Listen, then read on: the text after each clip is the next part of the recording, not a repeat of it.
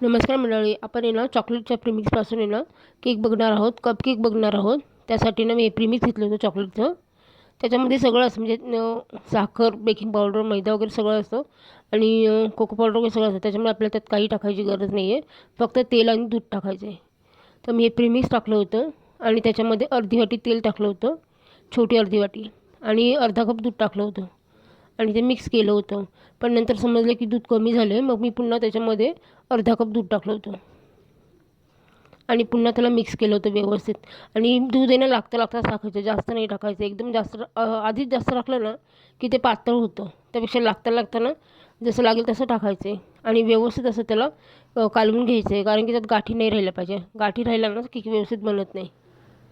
आणि एका साईडला ना मी एक कढई गरम करायला ठेवली होती, त्याच्यामध्ये डाळ ठेवली होती आणि त्याच्यावर हे मी ना चहाचे कप आणले होते, त्याच्यामध्ये हे सगळं मिश्रण काढून घेतलं होतं.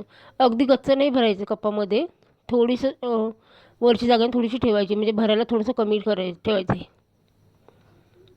पूर्ण गच्चं भरलं ना तर केक एकदम बाहेर येणार. आणि त्याच्यामध्ये भरल्यानंतर ना असं टॅप करून घ्यायचं आहे. तर मी हे ना असे व्यवस्थित छानपैकी भरून घेतले होते. आणि हे बघा, तर कढई, आणि मी कढई आहे ना आधीच थोडे 10 मिनटं आधी आहे ना गरम करायला ठेवली होती आणि खाली पाणी ठेवलेलं कढईच्या पण. हे बघा, छान असे आपले कपकेक तयार आहेत. चला, तर कपकेक कसे वाटले नक्कीच कमेंटमध्ये सांगा. आणि हे बघा, व्यवस्थित निघत आहेत, चुरीला अजिबात चिटकत नाही आहेत. छान असे कपकेक झाले. व्हिडिओ आवडल्यास लाईक करा, शेअर करा आणि सबस्क्राईब करा. बाय.